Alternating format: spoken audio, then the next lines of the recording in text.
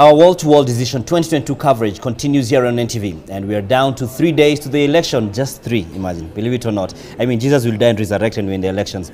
And the campaigns are winding down, and the stakes are high as Deputy President William Ruto will face ODM leader Raila Odinga in a historic presidential race. We have more coming from the campaign trail. At this hour, the Azimio campaign team is touring Kasarani Stadium, the venue where Raila Odinga will make his final pitch for his presidential bid.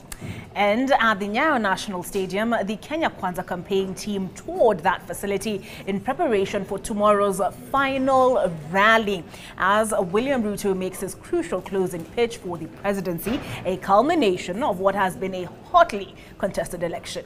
We'll also keep an eye on IEBC at the Bomas of Kenya, where we expect the commission to give the way forward on using the manual register at the polling stations. Yesterday, Justice Thande Mugure termed the move by the IEBC to omit the manual register as unconstitutional. I think it's a bit more complicated than that, isn't it? We have our reporters around the country with the latest on this election and other stories as we inch closer to D-Day.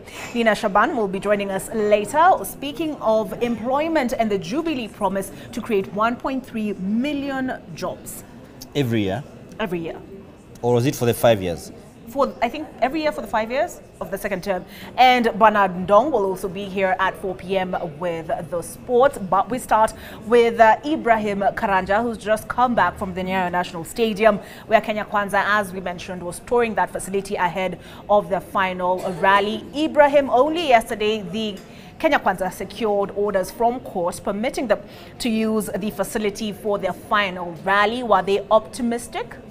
Yes, Olive, it is actually by the strength of that particular court order that was issued by Justice Joseph Sergon that the Kwanza team was today touring the stadium, Nyayo Stadium. I accompanied the team that included actually the UDA candidates for various Nairobi seats. They were led by Johnston Sakaja, who's vying for governor here on a UDA ticket. Also with them was Langata Member of Parliament, Nixon Korir, as well as hopefuls in two constituencies. Talk about Westlands constituency, Nelson Harvey, and Starehe constituencies, Simon Bugwa, all of the UDA party. And while speaking to them, they promised that from this afternoon, that particular stadium, the Nyayo National Stadium, will be a flurry of activities as they prepare for tomorrow's meeting. I remember speaking to Sakaja, and he said that he is calling on residents of Nairobi to turn up in large numbers and attend that particular meeting, because he said that is where the journey for Deputy President William Ruto heading to State House will be starting. Remember, this is the culmination of the campaign period. Beyond tomorrow, that is the 6th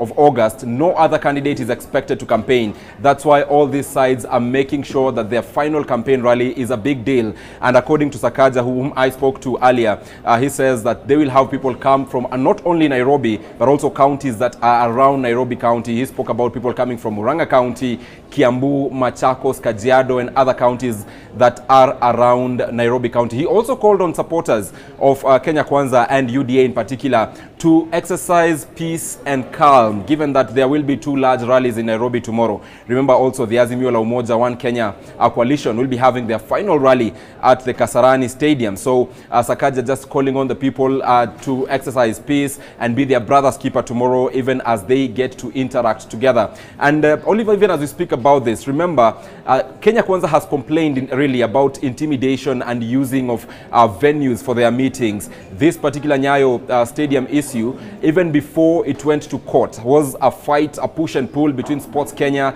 and Kwanza. And at some point, Azimio la Umoja, you remember that statement by Junet Mohammed when he promised that Azimio la Umoja will actually do their final rally at Nyayo Stadium. But initially, UDA had said that it had secured that particular venue after having entered into a contract with Sports Kenya and even paying monies in excess of 1.5 million shillings for the use of that particular venue.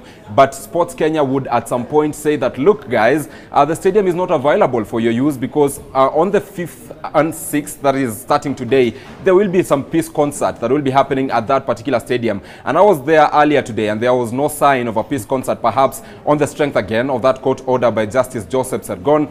So yes, the use of stadiums have been an issue for Kenya Kwanza, especially at this particular season as we wind up the campaign season. Remember yesterday in that detailed press conference, Deputy President William Ruto even complained of not being allowed to use the Tononoka grounds in Mombasa. Well, they eventually did, but there were those complaints alleging that they were told that they could not use the stadium because President Uhuru Kenyatta was in Mombasa, and also earlier in Bukungu Stadium, where they were not allowed again to use the Bukungu Stadium. So let's see what transpires tomorrow, and of course we shall be having our eyes at the Nyayo Stadium.